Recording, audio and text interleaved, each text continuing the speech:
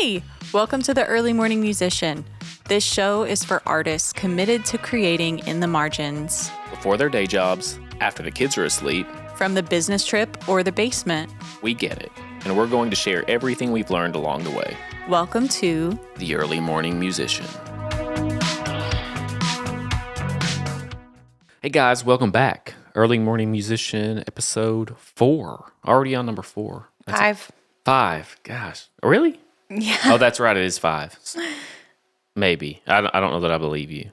It's somewhere in there. Maybe it's 4. You're right. It's 4. It is 4. Oh, you almost tricked sorry. me. Definitely 4. Definitely not 5. We wanted to talk a little bit about rejection and vulnerability as an artist. That's something that we've been processing a lot lately. Not because we're like currently being rejected or anything like that. In fact, I would say everyone around us is extremely supportive. But rejection is such a common hurdle for artists because your art is a piece of yourself. You create this thing, you pour your blood, sweat, and tears into it, and then you put it out into the world and on the internet. And then there's oftentimes an influx of opinions. What people think about your art, how it compares to maybe people close to you, or how it compares to what's considered professional in your artistic field. And that's just tough. Being an artist, we're kind of emotional anyway. So then you take someone who's already kind of emotional and then you put them in this extremely vulnerable place. And a lot of people tend to crash and burn when it comes to rejection and being vulnerable in your art. And sometimes we maybe come up with coping mechanisms and we try to create safe art so that we can't be rejected or we don't have to be vulnerable. But of course that always falls flat. It's really easy to identify, I think, in music for sure, because there's like safe things you can do in music that have been done, but you can easily like recreate and reproduce them because they sound professional. You kind of get into this headspace of what sounds professional. What will my friends think it sounds professional? What will my family think? And you start pursuing what you think they will think is good. And you end up creating this thing that is just like not great. I've for sure done that a ton of times. And it's a bummer because it's kind of oftentimes you're too far down the road before you realize you're doing it. And you're like, oh, I don't want to back out now. I've worked on this song for so long. And you realize that even all the way back to the conception, it was all about pleasing people or getting worrying about your friends' opinions. And so it's an extremely big hurdle to overcome. And, it's something that you have to deal with on a daily basis. It's not just like a one and done kind of thing. So that's what we're talking about today. Rejection, vulnerability, art. What are your thoughts? Yeah. Well, like Ryan was saying, when you're an artist, you're either being rejected by people that are around you, family and friends, and maybe it's not that they're actively rejecting you, but maybe it's that you're perceiving that they just don't like your stuff, and then you're getting kind of hurt.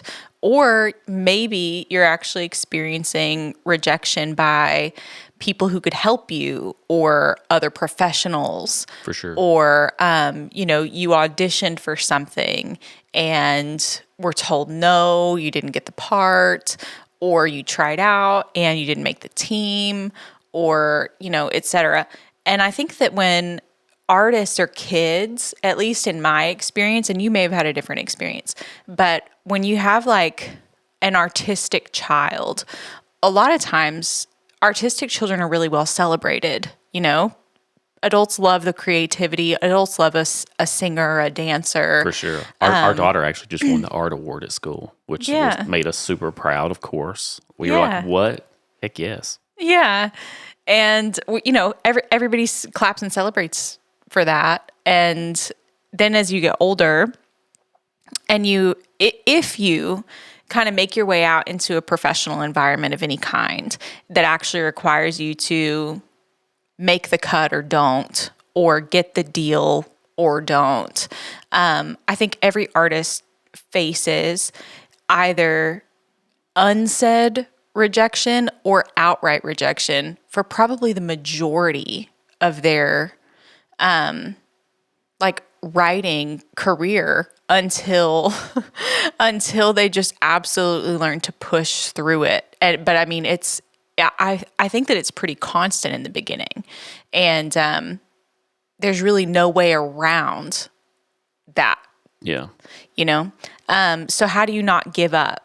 And like Graham was saying, you're either creating coping mechanisms to feel safe and not get rejected again, and creating bad art, or you're just not putting yourself in the space anymore and you're quitting. And I think that a lot of really incredible people with a lot to offer the world step all the way back and backpedal out of their field because of rejection. And I feel like I've been close to that before, where I've thought to myself, this is not worth it. This is too costly. I don't want to do this. If people don't like this, or if this is not what people want from me, then why am I doing it in the first place? Yeah. You know? Yeah. Yeah. For me, I was thinking back about times, because you asked me before we turned the camera on and everything, like, can you think of a time when you were rejected? And I was kind of, there's probably more of them than I care to admit, but I was thinking about maybe specifically one of the larger ones. I was, I won't go into all the details, but I was kind of pursuing a position somewhere as a guitar player, like a hired gun kind of thing. Like, I wanted to play guitar professionally. So like I was kind of running and gunning, trying to make this thing happen. And it kind of ended up in this really awkward position where it ended up kind of being, looking back now, I realized that it was clear that something had been communicated. The powers that be had decided it was going to be between me and another guy, and all of a sudden we both started playing these kind of high level sets with some big name people, and at least big name in our world, and we kind of both all of a sudden found ourselves there. And we were friends at the time, like pretty close, and all of a sudden back to back we each played like, I don't know, probably 4 or 5 of these like high level sets with these high level people. It was like really, really intense. And I put hours and hours and hours into practicing and doing the thing. And the way it ended up shaking out, it was really, I look back now and I hate the way it was handled, because there was just like no communication as to what was actually going on as we were doing these sets. We were just kind of like, all of a sudden you get a text, hey, we need you here. You're playing in 3 days. Here's the set list. See you there. And then you'd show up. The set list was totally not what they told you it was. And you end up having to play all these other songs in totally different keys. So it was just like, you're just like trying your best to hold it together. And ultimately, the way it ended up shaking out was all of a sudden his career just progressed, and he ended up doing all these big things. I mean, he's literally on tour right now with some big names, and I'm not on tour right now. And back then, especially early on, a few months after that, it was super tough to process what had just happened, because it wasn't like someone came to me and said like, hey, like we're going with the other guy. Here's why, and here are the things that you can work on to get better. It was just like, all of a sudden his schedule was full and mine was wide open. No gigs, nothing's paying me. I'm managing a restaurant, and I am just like, I probably had a pregnant wife, or was about to have a pregnant wife at the time. So it was like, oof, it was such a blow, definitely to my ego for sure, because I probably had a little bit of one at that time, but definitely not after. But then you look back and you're like, oof, like, that was my shot. I blew it. I don't know how I blew it, but somewhere in that shuffle of all those things, he did something that I didn't do, and I don't know what it was, but it was like, they were like, that's it. He's got it. He's got the gig. So then you really start to ask yourself, when you have those big moments and you're rejected in those moments, you start to ask yourself, should I keep doing this? Like, that was my shot. I didn't make it. Why am I doing this? And it kind of comes back to what we talked about. I don't remember if it was the episode before this one or maybe a couple back, but remembering like why you do what you do, and it not being about the promotion even. Not, obviously I still want a career in music. Not the same one though. Looking back now, I'm actually extremely thankful that didn't pan out, because I know what that life looks like. And ultimately, even if I had succeeded, that was purely a means to an end. I saw that as like a path to becoming a songwriting artist and like writing my own music, producing my own music, and putting it out into the world. And that path honestly doesn't suit that, the ultimate end goal. Like a hired gun is its own thing. You've got to play. You're always on the road. Definitely not good for families. And so I'm extremely thankful that it didn't work out where I am today. But you know, a year, 2 years after that happened, 3 years after that happened, I was not. I was like, dang, was that it? Was that the one shot I got in life and it didn't pan out? And no one told me why it didn't pan out? Why do I do what I do? Why do I do this art? Is it worth it? And ultimately, obviously, I decided in the long run, like, yeah, it is who I am. I can't get away from it. I've tried, I've definitely tried to move on to other things and have other careers. And I have a good career now. I'm definitely not hating on my career, but it's, there's just something that keeps pulling me back to music and to art. I'd love to create. There's something in the moment. You hear producers talk about this a lot. There's this moment when you're first coming up with the concept for your song, or I'm sure if you're painting or whatever your art is, there's the moment when the conception happens, and it's like, I'm sure it's like chemicals being released in your brain. I would assume that's like the physiology behind it. But there's this moment when you realize what can be and what can exist, and it just starts flowing. And it's I don't know, it's euphoric almost in nature as you're creating. And that moment oftentimes it's what gets you through to, because like down the road to get your art to completion or get your song to completion, you got to go through all these other steps that are not nearly as fun, not nearly as life-giving, but you're always thinking back to that moment of conception. Like, remember that thing that you were so inspired by that was so awesome? It's worth getting through all these other steps to get this art out into the world, because like other people are going to hear it and they're going to have that moment with you. It's like sharing that moment of conception with the world, because that's going to be their first time hearing it someday. And like the drive to share that feeling, at least for me, that is what has kept me going, I think, even after, rejection and failure and frustration and setbacks. There's just something about the feeling of creating and sharing it that just, it's addicting. It's really addicting. Yeah. I think that there are some artists who end up in a, maybe a long chain of rejections and think to themselves, if I'm not successful at this, I don't really like it. It's really being successful that I like. Yeah. And not necessarily like this art form. The creating of the art. Yeah. Yeah. And rejection is a huge gift that way, the way it can really clarify for you whether or not you love the thing that you're doing. Yeah, because it's totally okay to just consume that art and appreciate it. You know what I mean? Like, it's okay to just love music, and it's okay to just create it in your bedroom alone for you. That's totally fine. Like, it doesn't have to be a career. You can just do it because you love it, and that's all that it is. And the moment that it's not fun, you can just step back. But for some people, that's just not what it is. It's a different thing. And you're right. Rejection and failure really clarifies that for you. Why do you do it? Yeah, absolutely. And once you get that clarity, you're free to either create what it is that you want to create. But then you have this question of like, do I want to just create it for myself? Maybe you're thinking to yourself, maybe I'm not very good at this, but I love it. So why would I share it with people? I could just keep it to myself, avoid the pain of rejection, and just do this thing that I like to do. What makes you kind of push past, even though I haven't been successful at this, and even though it seems like not very many people like this, and even though it seems like I've had to try really, really hard to get people on board with this thing that I do, I'm going to share it again. Yep. I'm going to put it out there over and over and over. Even though it feels like I'm putting a piece of my heart out there and people don't like it.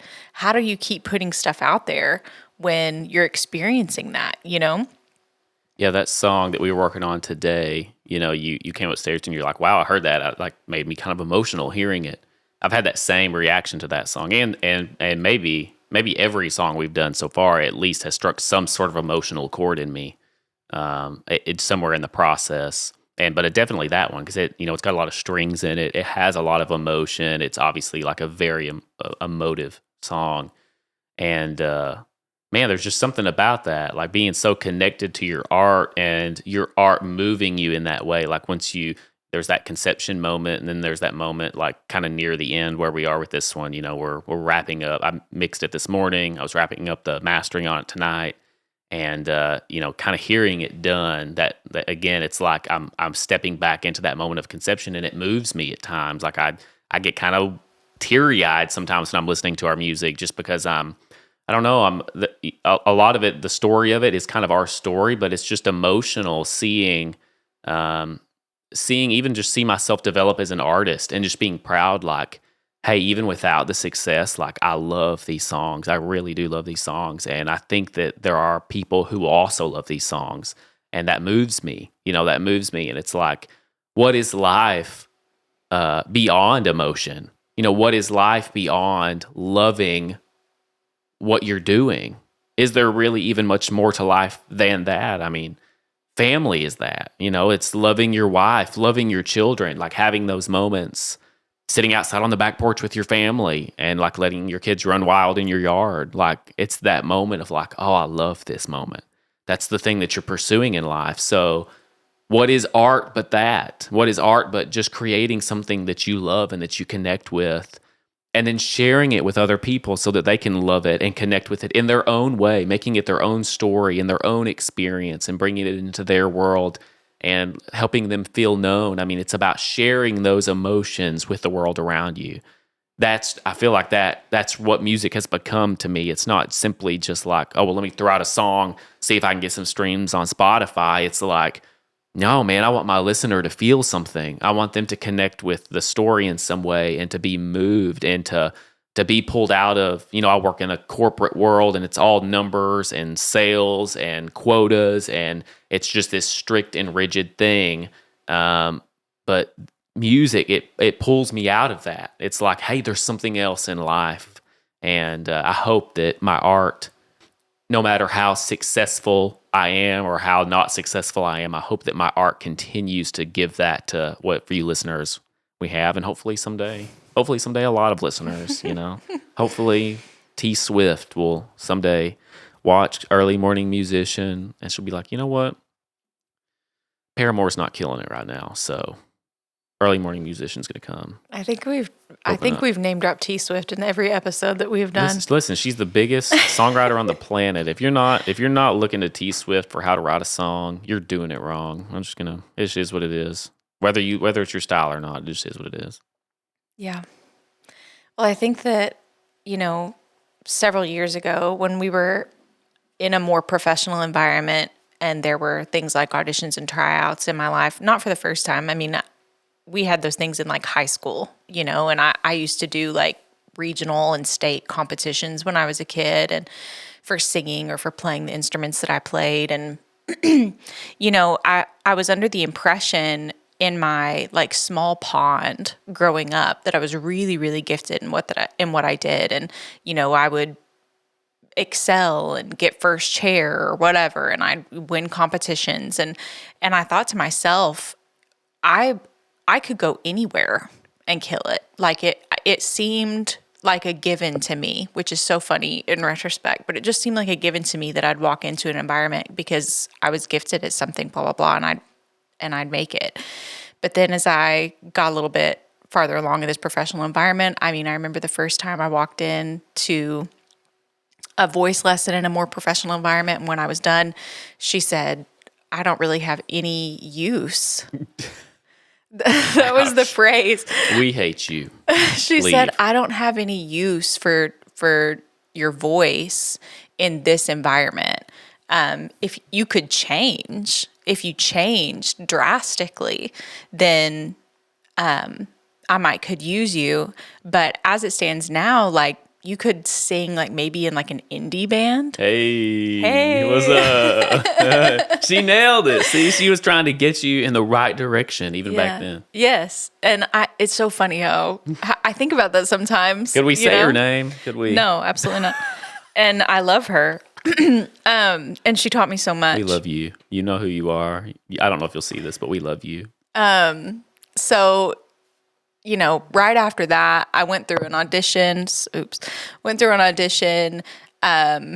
Didn't particularly do well. Did a whole year in the environment. Felt like I was just not killing it. I even had a meeting at one point with this person, and she was like, sing less.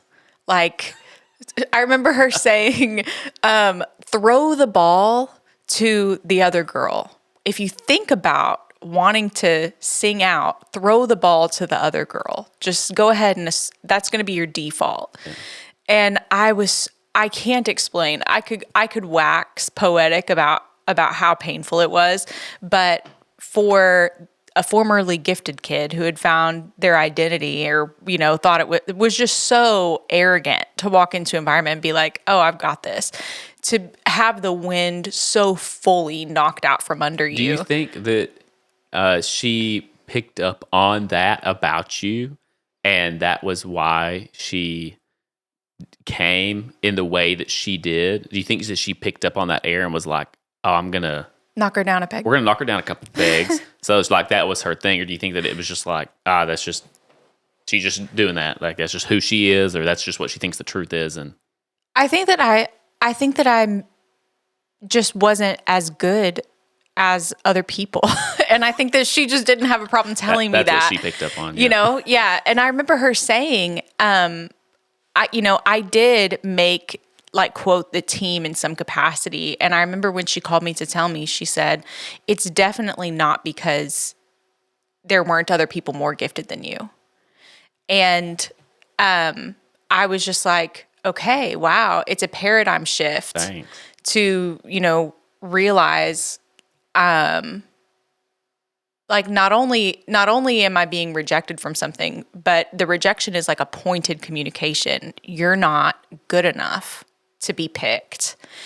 And I went into the next year with the next round of auditions, and I again wasn't chosen for the part that I wanted. And I remember one of my leaders sitting me down in a meeting and saying, I want you to ask me the question that you really want to know the answer to. I knew she wanted me to ask her, why didn't I get the part that I wanted? But I couldn't bring myself to do it because I didn't want to hear it, And long story short, I didn't end up asking her. And she said, well, I know that you want to ask why you didn't get the part. And she said, you were like, I did get the part that I wanted. What are you talking about? No, but she said, I know you want to ask that. And, the truth is you didn't audition well, but that's not why. Oh. Okay. That seems oddly correlated. Seems coincidental. She was like, that's not why. We just really felt like you shouldn't get it. And love it. I was like, okay, it's a twofer, like you're bad and we had a gut feeling everyone in the room didn't want you to have the part. We had a gut feeling. So I was just like, wow, how to navigate this. And believe it or not, I tried out again in my third year and ended up getting to do the thing that I had wanted to do and getting to do, more of the cool stuff. But at the end of that year, I went for one more, like my fourth audition, and I sent in a tape to do kind of the climactic thing that I had always wanted to do. And after a period of months, I think it was like 4 months went by without hearing anything. And when I finally did hear back, the person just said straight up, you're not good enough to do this, but maybe you could practice. And like there are avenues that we have for you to practice and blah, blah, blah. So I took those 4 rounds because it was like 4 consecutive years of that, and really had to think to myself, what am I doing? I'm in my late 20s at this point. Other people my age have a career doing the thing that they want to do. And I never expected to be in my late 20s and be just finding out that I'm not who I thought I was, or I'm not what I thought I was. Where do I go from here? You know, we didn't go to college. We didn't. Well, we did. We both have associate's degrees. So we don't have bachelors. From community college. Yeah. I mean, it's not much, but I'm hanging on to it. I'm just not counting it. An absolute death grip. I'm not counting it, but you can. I'm counting it. If someone asks, my God, I have a degree. Okay. Yeah, we have 2 little baby degrees. No, degree's a degree. Okay. You didn't ask how big it was. You didn't. You know, you're right. You're right. Don't ask, don't tell. Yeah, don't ask, don't tell. So I don't think that's cool to say anymore. Oh. I don't. Is that a thing? Anyway. It is when it comes to community college degrees, I'll tell you that. Anyway. So, you know, anyway, just saying that I wound up at the end of that period of years and had really nothing to show for the rounds of embarrassment that I put myself through, and had to ask myself, why would I, you know, like dive bomb myself into the window again? Yeah. And you see yourself as like a bird, just, you know, like, when will they get it? And I had this experience one night where I was watching someone do the thing that I wanted to do. And I was experiencing so much pain and frustration, and I was feeling mad. Like, why didn't anyone tell me that I wasn't good before I went up here and did all this? And this woman turned around to me that night out of the blue. She was a complete stranger. I had no idea who she was, and turned around and said, you know, when I was a little girl, I used to do art, and I loved doing art until one of my art teachers in high school told me that I wasn't good. And after that teacher told me I wasn't good at art, I never did art again until the last few years, and I'm in my mid-50s now. So I spent my whole life not doing it. It's tough. And she said, I feel like you had something that you loved doing, but then someone told you that you weren't good at it. And I just want to let you know, don't stop.